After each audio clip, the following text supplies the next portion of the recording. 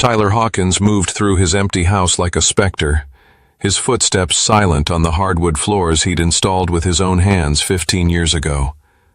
The military precision that had kept him alive through 12 tours of duty now served a different purpose, hunting prey in his own home. At 42, Tyler carried himself with the controlled grace of a predator. His graying temples and weathered face told stories of desert storms and mountain caves, of targets eliminated from impossible distances. But tonight, his pale blue eyes held a coldness that would have made his former Taliban enemies lose their composure. The house felt foreign without the warmth it once held.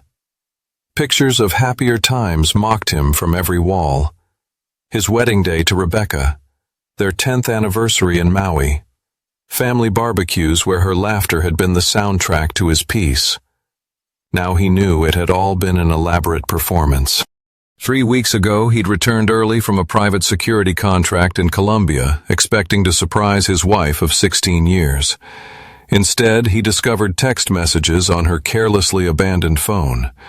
Messages that painted a picture of betrayal so complete, so calculated, that it made the enemy ambushes he'd survived seem like child's play. Rebecca wasn't just being unfaithful. She was planning to take everything he'd built, everything he'd bled for. The house, his savings, his reputation.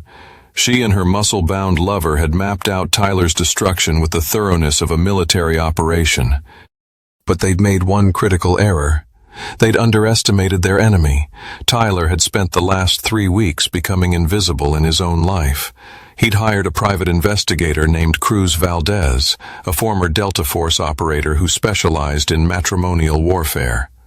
Cruz had provided photographic evidence, financial records, and, most importantly, a complete dossier on Rebecca's new boyfriend, Brad Kowalski, 34, originally from Detroit. 6'5", 260 pounds of steroid-enhanced muscle. He owned a chain of supplement stores that barely turned a profit, lived in a rented penthouse he couldn't afford, and had a gambling problem that had cost him his previous marriage. He was everything Tyler wasn't: loud, flashy, and desperate to prove his worth through intimidation. What Brad didn't know was that Rebecca had specifically chosen him as her weapon against Tyler. She'd researched her husband's psychological profile, understanding that his military mind would see Brad as a direct physical threat. She wanted Tyler to react violently, to give her grounds for a restraining order and a favorable divorce settlement. But Rebecca had made the same mistake every enemy combatant Tyler had ever faced. She'd assumed she understood him. Tyler's phone buzzed, a text from Rebecca. "Won't be home tonight. Girls' night with Monica. Don't wait up." Monica was Rebecca's sister, and Tyler had already confirmed she was in Phoenix visiting their mother. Another lie in a web of deception that stretched back months, maybe years. He opened his laptop and reviewed the timeline Cruz had assembled. Rebecca's affair had begun 8 months ago, but her planning went deeper. She'd been slowly transferring money to accounts Tyler didn't know about. She'd been documenting every argument, every moment of tension in their marriage, building a case that would paint him as an unstable veteran prone to violence. The irony wasn't lost on him. She was creating the very monster she claimed he already was. Tyler's reflection caught in the darkened window, a man stripped of illusions, reduced to his most essential elements. In the desert, they'd called him Ghost for his ability to appear from nowhere and vanish without a trace. Tonight, the ghost was coming home. He picked up his encrypted phone and sent a single text to Cruz. "Phase 1 is go." The response came immediately. "Target acquired. They're at the Meridian Hotel, room 412. Tyler smiled for the first time in weeks, but it wasn't an expression anyone would want to see. It was the smile of a predator who'd finally cornered his prey after a long, patient hunt. He walked to his home office and opened the gun safe hidden behind his Bronze Star and Purple Heart. Inside, carefully maintained and loaded, were the tools of his former trade. But tonight wouldn't require a rifle. Tonight called for something more personal. As he prepared for the confrontation that would change everything, Tyler felt the familiar calm that preceded every successful mission. Rebecca and Brad thought they were playing a game of deception and manipulation. They were about to learn they'd brought knives to a contest with a professional. The Meridian Hotel's elevator climbed silently toward the 4th floor as Tyler reviewed his intelligence one final time.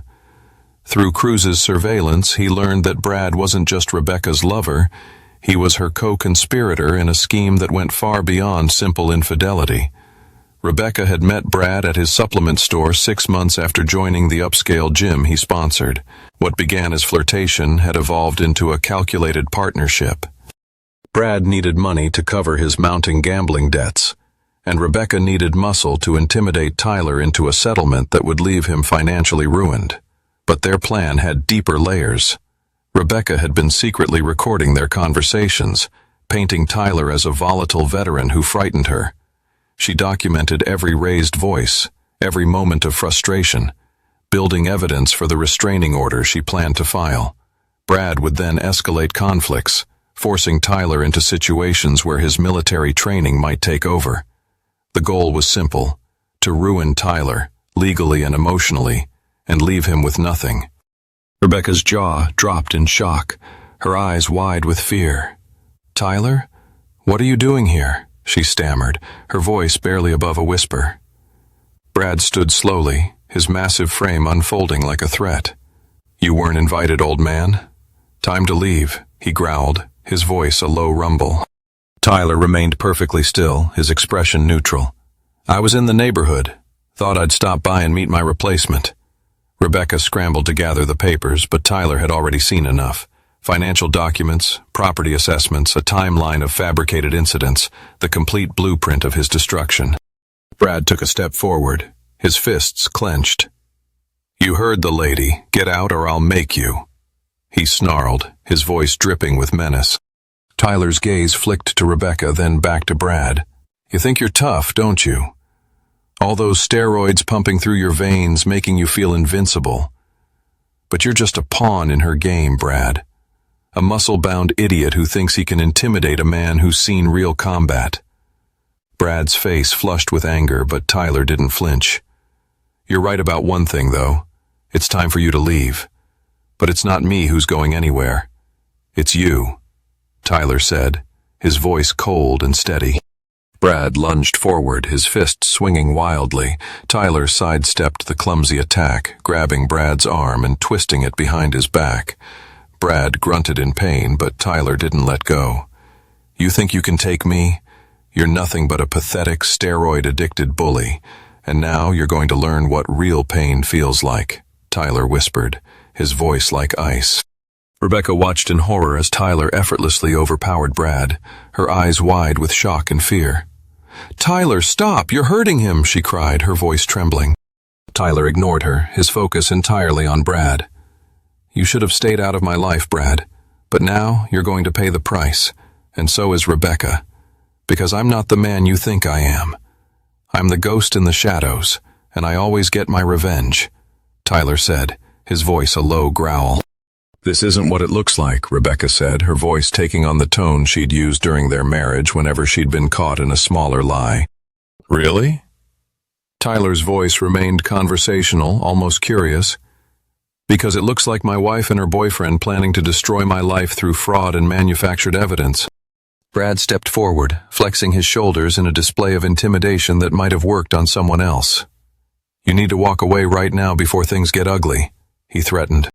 Tyler smiled, the same cold expression that had been the last thing many enemies had seen. "Define ugly, Brad." The bodybuilder's confidence flickered for a moment, some primal instinct recognizing the predator beneath Tyler's calm exterior. But ego and bravado overrode survival instincts. "I define it as you leaving through that door on your own, or me throwing you through the window," Brad said. Tyler nodded thoughtfully. "I appreciate the clarity, but I think there's been a misunderstanding about who's in control of this situation." He stepped closer, and Brad instinctively moved to block him, his massive fists clenching. This was the moment Rebecca had orchestrated, Tyler appearing as the aggressor, Brad defending himself, and everything caught on the hotel security cameras. But Tyler didn't strike. Instead, he spoke just loud enough for the recording device he knew Rebecca was carrying to pick up his words. "Tell me, Brad, does Rebecca know about your gambling problem? The one that cost you your marriage and put you in debt to some very unpleasant people?" Tyler said, his tone pointed. Brad's face went pale. "What are you talking about?" "Marcus Torino sends his regards. He's very interested in collecting the $120,000 you owe him," Tyler said coolly. The name hit Brad like a physical blow. Marcus Torino was Detroit's most feared loan shark, a man whose debt collection methods made headlines in the crime section. Rebecca looked confused, but Brad understood immediately. Somehow Tyler had found his deepest, most dangerous secret. "How do you—" Brad started, then stopped, realizing the implications. Tyler's smile widened. "I told you there was a misunderstanding. You thought you were the hunters in this little game." He turned toward the door, then paused. "Oh, and Rebecca," he added. "Monica called. She wanted to thank you for the Christmas card you sent to Phoenix. Funny thing about phone records, they're admissible in court." As Tyler walked away, he heard Rebecca's sharp intake of breath and Brad's confused questions. They were beginning to understand that their perfect plan had been compromised from the beginning, but they had no idea how completely Tyler had turned their own trap against them.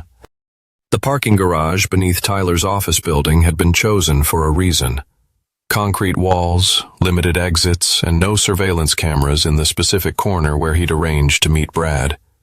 Some conversations required privacy. Brad's face contorted with rage, his fists clenched tightly at his sides. "You think you can scare me? You think you can stop me?" he roared, taking a menacing step forward. Tyler's smile never wavered, his eyes cold and calculating. "I don't think, Brad. I know. You see, I've faced down worse than you in the darkest corners of the world. Men who thought they could intimidate me, break me. But I'm still here, and they're not, because I understand something you don't. Size and strength aren't everything. It's about strategy, precision, and the willingness to do what's necessary." Brad lunged, his massive fist swinging wildly.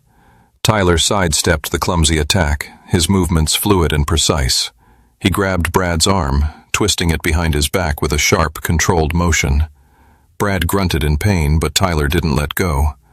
"You're a bully, Brad, a steroid-pumped, muscle-bound fool who thinks he can intimidate his way through life.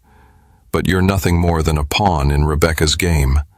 And now you're going to learn what real pain feels like," Tyler whispered, his voice like ice. Brad struggled, trying to break free, but Tyler's grip was unyielding. "You can't do this. You can't just—" Brad's words were cut off as Tyler applied more pressure, forcing him to his knees. "I can do whatever I want, Brad, because I'm not bound by your rules. I'm not bound by anyone's rules. I'm the ghost in the shadows, and I always get my revenge," Tyler said, his voice a low growl. Brad's face was flushed with pain and anger, but he couldn't escape Tyler's hold. "You're a monster," he gasped, his voice filled with hatred. Tyler's smile widened, a chilling expression that sent a shiver down Brad's spine. "Maybe I am, but I'm your monster, Brad, and tonight, you're going to learn what happens when you cross me," Tyler said, his voice cold and unyielding. Brad's struggles grew weaker, his breath coming in ragged gasps. Tyler's grip never wavered, his eyes locked onto Brad's, a silent promise of the pain to come. "You should have stayed out of my life, Brad, but now you're going to pay the price, and so is Rebecca. Because I'm not the man you think I am. I'm the ghost in the shadows, and I always get my revenge," Tyler said, his voice a low, menacing whisper. The room was filled with maps, photographs, and documents spread across a large table, illuminated by the harsh glow of fluorescent lights. Tyler had spent countless hours here planning missions and studying targets. Now, it was dedicated to a new objective, dismantling Rebecca's carefully constructed web of deceit. He pulled out a chair and sat down, his eyes scanning the evidence Cruz had gathered. Financial records, surveillance photos, and intercepted communications painted a clear picture of Rebecca's betrayal. She had been meticulous, methodical, and utterly ruthless in her pursuit of Tyler's destruction. But she had underestimated him. She had underestimated the man she thought she knew. Tyler's phone buzzed with a new message from Cruz. Surveillance in place. Rebecca is at home, alone. Tyler nodded to himself, his mind racing with the next steps. He needed more information, more leverage. He needed to understand the full extent of Rebecca's plan and the people she had involved. He picked up his encrypted phone and dialed a number he hadn't used in years. The line rang twice before a gruff voice answered. Valdez? Cruz, it's Tyler. I need a favor, Tyler said, his voice steady and calm. Name it, Cruz replied without hesitation. I need everything you can find on Rebecca's lawyer. Background, associates, any dirt you can dig up. I need to know who I'm up against, Tyler said. Cruz was silent for a moment, then spoke. Consider it done. I'll have the intel for you by morning. Be careful, Tyler. You're playing a dangerous game, Cruz warned. I know the stakes, Cruz, but I can't back down now, not after what she's done, Tyler said, his voice filled with determination. He ended the call and turned his attention back to the table, his eyes scanning the documents once more. He needed to be thorough, meticulous, and utterly ruthless. He needed to become the monster Rebecca had created. He needed to win this war. Tyler's phone buzzed again, this time with a message from an unknown number. He opened it, his eyes widening as he read the contents. It was a photo of Rebecca, taken from a distance, showing her in a heated argument with a man Tyler didn't recognize. The man was tall, well-dressed, and had an air of authority about him. Tyler's mind raced as he tried to place the face, but it was no use. He didn't recognize him. He forwarded the photo to Cruz with a simple message. Who is this? Find out everything you can. Tyler leaned back in his chair, his mind racing with the implications. Who was this man, and what role did he play in Rebecca's plan? Tyler knew he had to find out, and fast.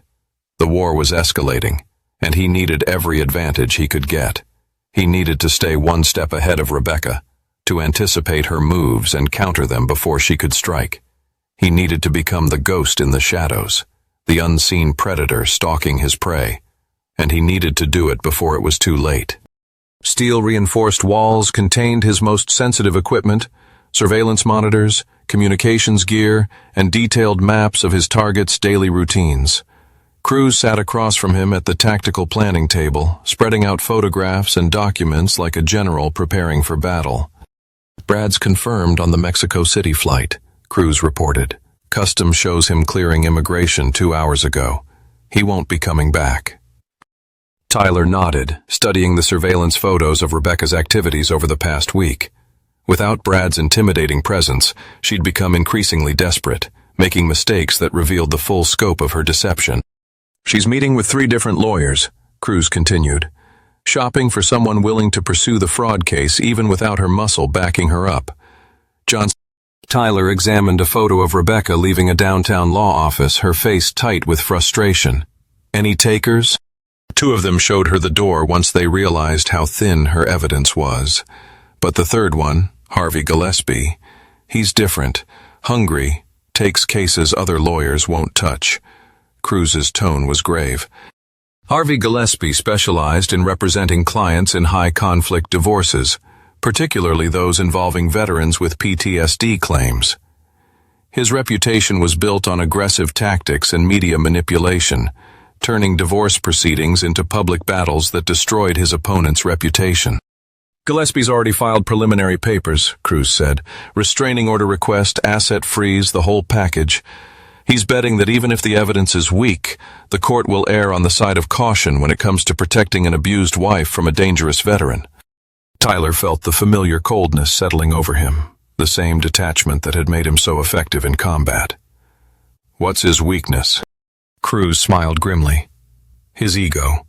Gillespie can't resist a high-profile case, especially one that might get immediate media attention. He's already talking to reporters about representing the victim of veteran domestic violence. Tyler studied the tactical situation. Rebecca had moved from manipulation to open warfare, using the legal system as her weapon. But like every enemy he'd faced, she'd revealed her position by attacking. "She's staying at her sister's house," Cruz continued. "Karen Walsh, divorced, 2 kids, lives in Riverside Heights. Decent neighborhood, but Karen's struggling financially since her divorce." Tyler reviewed the file on Rebecca's sister. Karen had been his ally during the early years of his marriage, someone who'd welcomed him into Rebecca's family. The betrayal cut deeper, knowing that Rebecca was now using Karen's financial desperation to hide from consequences. "Karen doesn't know the full story," Cruz noted. "Rebecca's told her that you've become violent and unstable. Karen believes she's protecting her sister from an abusive husband." Tyler closed the file, his decision made. Then Karen needs to learn the truth, but carefully. She's innocent in this. Cruz nodded. "You want me to set up a meeting, or are you thinking something else?" Tyler looked at the maps, weighing the risks and desired outcomes. He needed Karen to see through Rebecca's lies, but if he pushed too hard, she could double down on her support for her sister. It needed finesse, patience, and above all, indisputable evidence. "I'll handle it," Tyler said quietly. "She deserves the truth, and a chance to choose the right side, before it's too late." Cruz leaned back in his chair, his eyes narrowing as he considered the implications.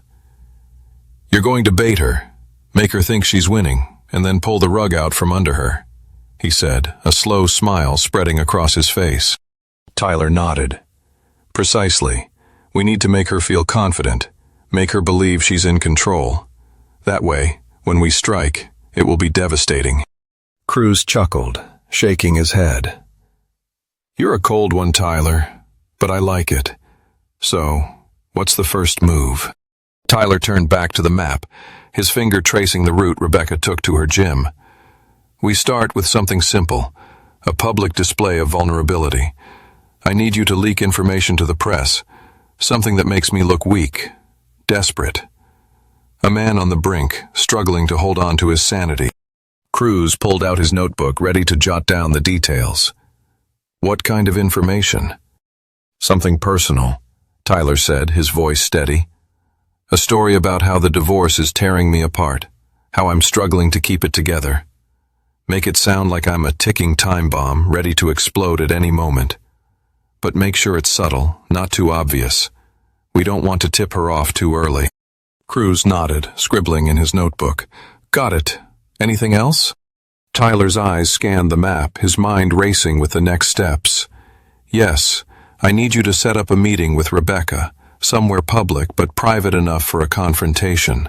A place where we can have a heated argument, but not so public that it looks staged." Cruz thought for a moment, then snapped his fingers. "I know just the place.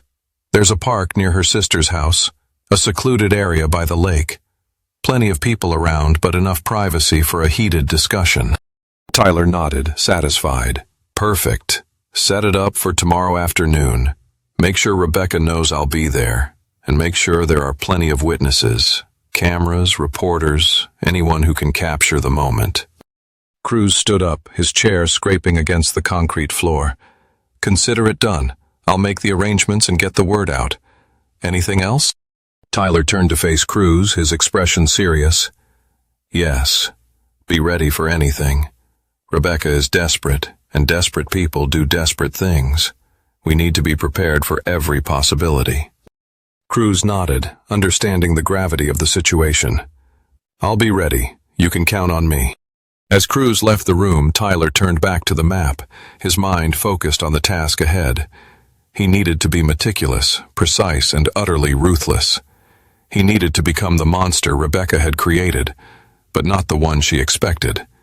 He needed to win this war, and he needed to do it on his terms. Tyler kept his voice steady, projecting calm and control for the benefit of anyone watching. "Relax, Rebecca. I'm not here to make a scene. I just want to talk one last time before things get even uglier in court." Her eyes darted nervously around the cafe, making certain the nearby customers and a barista were watching. "I have nothing to say to you. Please leave before I have to call the police." "I wouldn't waste your time." Tyler replied, his tone gentle but pointed. "This is a public place.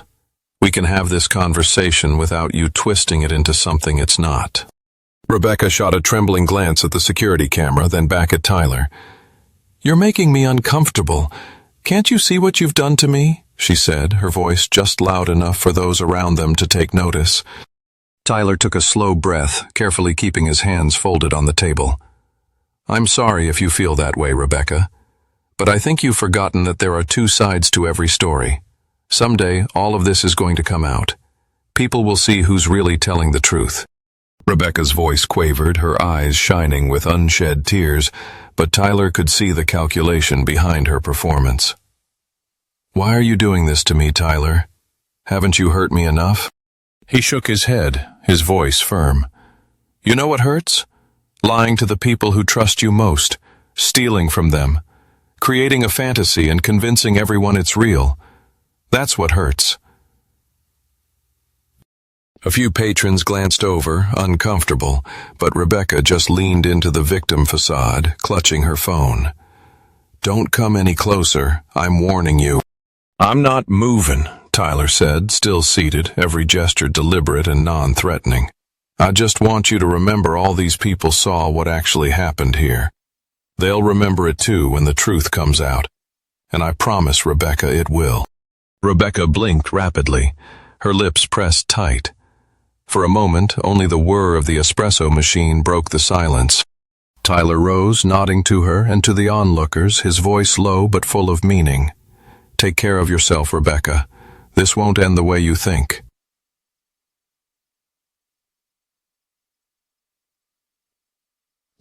He left the cafe, feeling the eyes of the customers, sympathy split between two stories, doubt planted in minds where Rebecca thought she'd built loyal allies.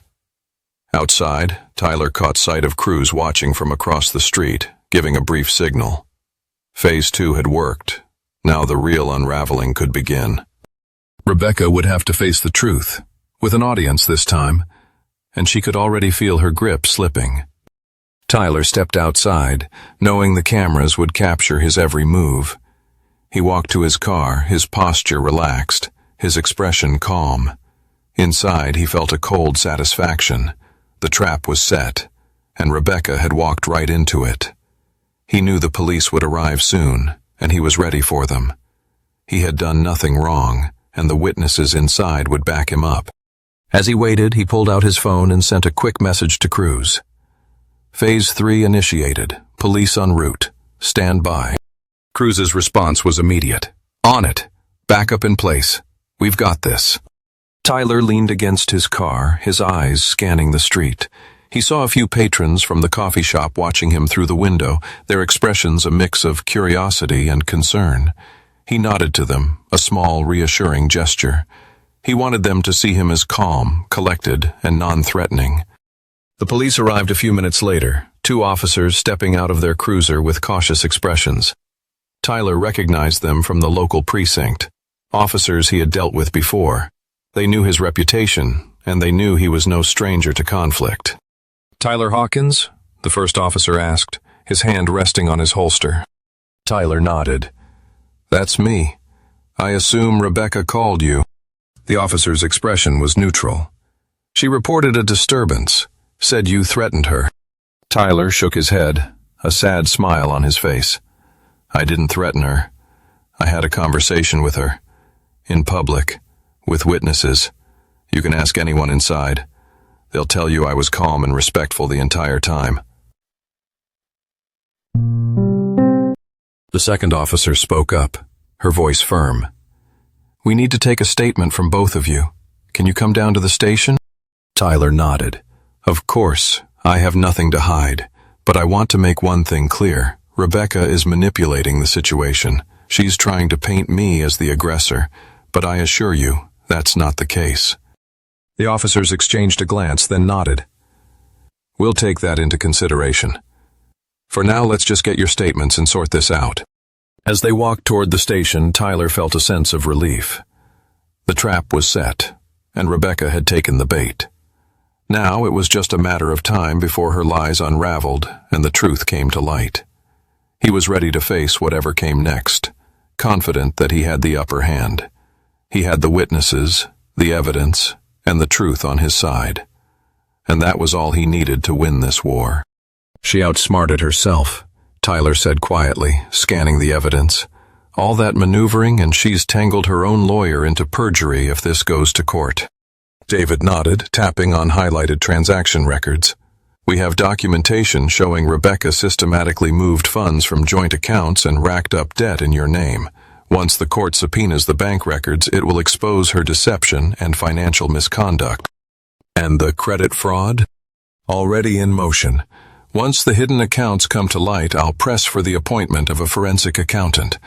It won't just ruin her credibility, it could lead to criminal charges," David replied with satisfaction. Tyler sat back, his mind whirring with each calculated step. "So while Gillespie is telling the press that I'm melting down and turning dangerous, we just keep feeding him rope.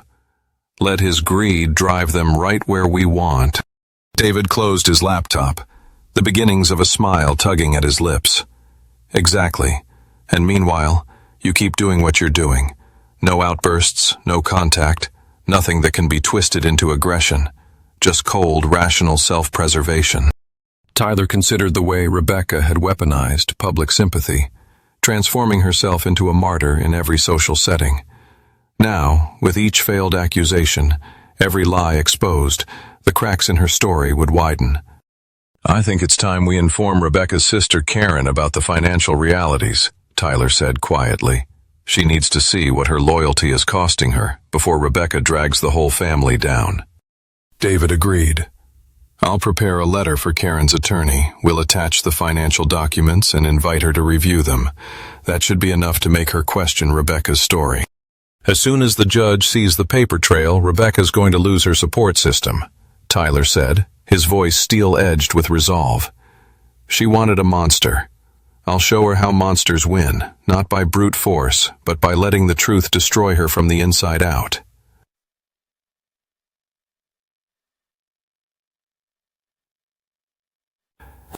David gathered the files, confidence in his eyes. "We're almost there, Tyler. Stay sharp." Tyler simply nodded, already strategizing his next moves as St. Louis's skyline stretched beyond the window, the city below oblivious to the quiet battle unfolding above. Tyler's eyes narrowed as he read the message, his mind already formulating a plan. "Cruz will handle the surveillance and intel. We need to know every move Torino makes, every contact he has with Rebecca. We need to anticipate their next steps and stay one move ahead." David looked at Tyler, concern etched on his face. "Tyler, this is dangerous. You're talking about going up against organized crime. We need to involve the authorities. Get protection." Tyler cut him off with a sharp gesture. "No, this is personal. Rebecca brought this to my doorstep. I won't involve innocent people in my fight. I'll handle it my way." David sighed, knowing there was no changing Tyler's mind when he was in this state. "All right, but be careful. These people don't play by the rules." Tyler's smile was cold and calculating. "Neither do I." He turned back to the window, his mind racing with the next steps. He needed to gather more information, find out exactly what Torino knew and what he planned to do. He needed to turn the tables, make Torino and his men the hunted instead of the hunters. Tyler's phone buzzed with a new message from Cruz. "Surveillance in place. Schirano is meeting with Rebecca at her sister's house tonight. We can intercept the conversation, gather more intel." Tyler responded quickly. "Do it. I want to know everything they say, every detail, no matter how small." He turned back to David, his expression determined. "We need to move fast, accelerate the divorce, expose Rebecca's lies, and make sure the court sees her for what she really is, a manipulator, a liar, and a danger to anyone who crosses her." David nodded, gathering his files. "I'll get started on the motions. We'll file them first thing in the morning. But Tyler, be careful. You're playing a dangerous game." Tyler's smile was chilling. "I know. And I always win." As David left the office, Tyler pulled out his encrypted phone and dialed a number he hadn't used in years. The line rang twice before a gruff voice answered. Valdez. Cruz, it's Tyler. I need your help. We have a situation with organized crime, and I need to know everything about Marcus Torino and his operations. I need to know his weaknesses, his vulnerabilities, and how to exploit them. Cruz's voice was steady and calm. Consider it done. I'll have the intel for you by morning. Be careful, Tyler. These people don't mess around. Tyler's smile was cold and unyielding. Neither do I. And this time I'm not just fighting for my life. I'm fighting for my honor, my reputation, and everything I've built. And I won't back down until every last one of my enemies is destroyed. I've survived war zones you can't imagine, and I didn't get there by paying other people's debts or running from threats, Tyler said, his eyes locked on Torino. I respect your reputation, but this isn't your field to play in. Brad Kowalski made his own choices, and so did my wife. I don't owe you, nor do I intend to pay a cent. Torino's silver eyebrows arched with a trace of amusement. You speak boldly for a man in your position, Mr. Hawkins. Most people sit in that chair and start by asking for mercy. Tyler shook his head. I'm not most people, Marcus. I've brought proof, documents showing the timeline of Brad's disappearance and communications between Rebecca and Brad. You'll see I had nothing to do with whatever Brad did to get in over his head. With a nod, Tyler slid a file across the table. One of the guards took it, flipping through its contents with wary professionalism. Vincent Scarano watched, his knuckles whitening but his expression unreadable. Torino examined a few pages himself, then looked up. Those calculating eyes narrowed. Say I believe you, Mr. Hawkins. That still leaves me with a problem. Money gone and a hole in my operation. Then you should be looking for Brad, not me. Or you could consider this an opportunity to demonstrate discretion, Tyler countered smoothly. My wife used you. If you fall for it, if you escalate this, you're just another pawn in her game. I expected more from someone with your reputation. Scarano bristled, but Torino held up a hand. His gaze locked with Tyler's, a silent assessment between predators. You say you're not a paying target. That brings me to my next question. What's to stop me from using you as an example anyway? You're a long way from home, Mr. Hawkins. Tyler smiled, just enough to show steel. Because I'm not alone, Marcus. Your establishment is under surveillance, inside and out.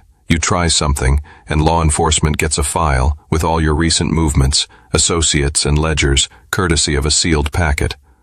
All I've ever wanted is to be left alone. If you want to escalate, understand we're not playing by divorce court rules anymore. If you want to walk away, do so, and you'll never hear from me again. But cross the line, and I'll treat you like every other threat I've neutralized in my past. Torino regarded Tyler for a long moment, icy silence filling the air. Finally he spoke, voice measured, almost respectful. You're more trouble than you're worth, Hawkins. Maybe it's time someone taught your wife about real consequences. Tyler inclined his head. On that, we can agree. I've got no quarrel with you, Marcus. We were both manipulated. Walk away, and there's no war. Torino nodded curtly, glancing again at the file. I'll consider it. For now, the matter's on hold. But if you lied to me, you won't get a second audience. As Tyler stood, Scarano's eyes followed him, but neither man moved to stop him. Outside in the cooling Detroit dusk, Tyler exhaled slowly. He'd survived the first round with a crime boss. Now, it was time to bring the fight back to Rebecca and end this game for good. Then you'll lose everything you've ever loved before you even know you've started a war, Tyler said quietly, his voice absolute. You won't see me again, Marcus, but you'll know what's happening as it all comes unraveled. I suggest you reflect on how many enemies you've made in your career. Nobody would ever suspect me. The silence in the room grew deeper, heavy with the realization that the rules had changed. Marcus Torino looked from the photographs to Tyler, seeing in his eyes the kind of resolve that only surviving years of warfare could create. Scarano carefully let his hands drift back to his lap, every movement slow, controlled. The laser dot remained, unwavering, a silent promise. "I underestimated you," Torino finally said, voice raspy but even. "I'm not used to being on this side of a negotiation." Tyler nodded once. No one is until they meet someone who's truly prepared to finish what gets started. Torino closed the folder and set his hands flat on the table, eyes never leaving Tyler. "It's over, Hawkins. You have my word. I won't make a move against you or your property. I'll let your wife know my business is finished. You're not a debt collector's concern." "See that you keep it that way," Tyler replied, voice soft but pressing, "and you'll never hear from me again." Without waiting for another word, Tyler turned and walked out, maintaining calm as he passed Scarano and the other men, each of whom looked at him with new, uneasy respect.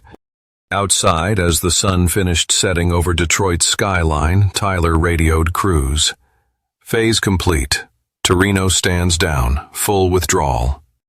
"Copy that," Cruz replied, voice steady but carrying relief. "Heading back to St. Louis?" "Not yet," Tyler answered. "One last thing to handle first. Rebecca." With the threat of organized crime neutralized and his message delivered, Tyler felt the tension of months ease from his shoulders. It was time to return home and finish what Rebecca had started, on his own terms and without mercy. Rebecca's voice shook with anger and desperation. "You're destroying my life, Tyler. Everything I've done, I did to protect myself from you. You're the one who's unstable, who's dangerous." Tyler's voice remained calm and measured. "Rebecca, you created this monster. You wanted a predator to justify your betrayal. Now you have to face the consequences of your actions. You involved organized crime in our personal dispute. You threatened my life to collect debts I don't owe. You crossed a line that put me in mortal danger. And now you're paying the price." Rebecca's voice rose, hysterical. "You can't do this to me, Tyler. I won't let you. I'll go to the police, the media, anyone who will listen." Tyler's smile was cold and unyielding. "Go ahead, Rebecca, tell your story. But remember, I have witnesses, evidence, and a team of lawyers ready to expose your lies. You're the one who fabricated evidence, manipulated witnesses, and conspired with criminals. You're the one who's facing criminal charges and a lifetime of regret." Rebecca's voice broke, tears streaming down her face. "Please, Tyler, don't do this. I'm begging you. I'll do anything. Just don't destroy me." Tyler's voice was firm and unyielding. "You should have thought about that before you tried to destroy me. You made your choices, Rebecca. Now you have to live with the consequences. And so do I." He ended the call, his expression grim. Rebecca had played her final card, and it had been a bluff. Now it was time for the final phase of his plan, the reckoning. Tyler turned to Cruz, who had been monitoring the conversation. "It's time to end this. Make sure the evidence is ready, the witnesses are prepared, and the media is waiting for the story of the century." Cruz nodded, his expression determined. "Consider it done. Rebecca's world is about to crumble, and there's nothing she can do to stop it." Tyler stood, his mind focused on the task ahead. He had fought long and hard to expose Rebecca's lies, to protect himself from her manipulations, and to ensure that justice was served. And now, it was time to deliver the final blow. The reckoning was at hand, and Tyler was ready to face whatever came next. He had the truth on his side, and that was all he needed to win this war. If it's not, Rebecca's leverage vanishes, and every claim she's made in court crumbles, David assured him. "I'll file the emergency motion for a court-ordered paternity test first thing. If she refuses, that alone speaks volumes to the judge." "Good," Tyler said, his tone like steel. "No more secrets, no more games." As Tyler hung up, his mind cycled through the emotional wreckage Rebecca had left behind. Betrayal, lies, ruined reputations, the looming threat of organized crime, and now the potential of being tied forever to a child born from deception. The years of military discipline and tactical planning had brought him this far. Now, all that remained was to see his plan through to its conclusion. He sent a text to Cruz. "Situation update. Rebecca claims pregnancy. Investigate her recent medical visits. priority high. Cruz replied at once, "Already working on it. If she's been to an OB/GYN, we'll confirm everything. I'll dig into Brad's last known contacts too. We'll have answers fast." Tyler drew a deep breath, feeling the storm inside abate just a little. Whatever Rebecca had tried, whatever lie she might attempt next, he was ready. For her confessions, her manipulations, and even for her final desperate attempts to salvage her ruined life. He went to the window and looked out over the quiet St. Louis night. Rebecca had started a war, one she thought would be fought in shadows and secrets, but soon all of it would come out, in court and in public, and there would be no more hiding. He would face fatherhood or freedom on his own terms. Either way, Rebecca would answer for everything. "When I realized you were trying to kill me," Tyler replied, his voice steady and calm. "When I understood that you were willing to destroy everything I'd built, everything I'd sacrificed for, just to satisfy your greed and your ego. When I saw that you were willing to involve innocent people, to manipulate and lie and cheat, all to serve your own twisted purposes. That's when I became cold, Rebecca. That's when I became the monster you created."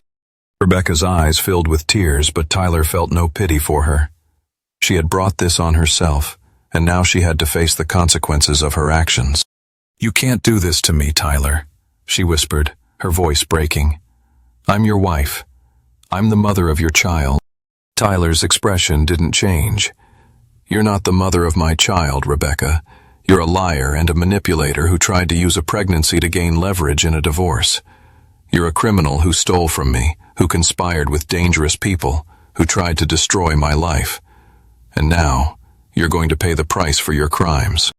Rebecca's tears turned to sobs, but Tyler remained unmoved. "You're pathetic," he said, his voice cold and unyielding. "You thought you could outsmart me, outmaneuver me, outplay me.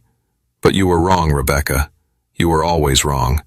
And now it's too late for you to do anything about it." He stood, signaling the end of the conversation. "I won't be back, Rebecca. I have nothing more to say to you. You made your choices, and now you have to live with them. Or in your case, die with them." As he walked away, Tyler felt a sense of finality, of closure. Rebecca had been a part of his life for so long, and now she was gone, replaced by a stranger who had tried to destroy him. But he had fought back, and he had won. He had protected himself, his reputation, his future, and he had done it all without losing sight of who he was, of what he stood for. He stepped out of the visitor room, leaving Rebecca alone with her thoughts, her regrets, and her tears. He had no more use for her, no more time for her. She was a chapter of his life that was finally, mercifully, over. But instead, you chose destruction over honesty. And now, I have nothing left to give, except the truth of your own actions. Tyler's voice was steady, yet underneath it, Rebecca could feel the sharp ache of finality, an ending written not by fate, but by choice. Rebecca let out a shaky breath, staring at the man she had once vowed to love, realizing too late that she had always underestimated his strength, not just as a soldier, but as a survivor. Her tears fell silently, mingling regret with fear. But Tyler gave her nothing more. He stepped back from the glass, his eyes never leaving hers, that last vulnerable connection dissolving into the empty space between them. "Goodbye, Rebecca," he said with a finality that echoed through the silent visitor room. As he turned and walked away, the heavy door closing behind him, Tyler felt the burden of betrayal shift off his shoulders. What had once been love and hope had become memories, some bright, most shadowed. But above all, he felt freedom. Justice had been served, not through vengeance, but by letting truth and consequence bring about their own reckoning. Rebecca remained seated, alone and defeated, left only with memories of what she had lost, and Tyler, finally, walked out into the clear St. Louis morning, ready to start over, knowing he had survived the war brought to his own home. The sun warmed Tyler's face as he stood in the backyard, the scent of pine and fresh air filling his lungs. He had come a long way from the man who had once hunted shadows in his own home. The past was a lesson learned, a battle won, and a future to be embraced. Inside, the house hummed with the quiet sounds of a new beginning. The walls held no echoes of betrayal, only the promise of a life rebuilt on honesty and strength. Tyler had chosen this place for its solitude, its beauty, and its distance from the memories that had once haunted him. He walked back inside, the cool morning air nipping at his heels. The kitchen was filled with the aroma of freshly brewed coffee, a small luxury he had come to appreciate. As he poured himself a cup, he thought about the years ahead. No longer bound by the chains of Rebecca's deceit, he was free to forge his own path. Tyler's phone buzzed again, this time with a message from an old friend, someone he had served with in the military. The invitation to a reunion in St. Louis, a chance to reconnect with those who had shared his past battles. He smiled, replying with a quick acceptance. It was time to face the future with the same courage and determination that had seen him through the darkest nights. As he sipped his coffee, Tyler looked out the window, watching the world wake up around him. The mountains stood tall and proud, a testament to the endurance of nature and the resilience of the human spirit. He had fought long and hard to reclaim his life, and now he stood on the precipice of a new chapter. The ghost was laid to rest, and in its place stood a man who had faced his demons and emerged stronger. Tyler Hawkins was ready to embrace the future, to build a life filled with purpose and meaning. He had survived the war, and now he would thrive in the peace that followed. With a final glance at the rising sun, Tyler turned away from the window, his heart light and his spirit unbroken. The past was behind him, and the future was his to shape. And as he stepped forward, he knew that he would face whatever came his way with the same unyielding strength and determination that had defined him through the darkest times. The end. There is no story content in your message, no further text to edit.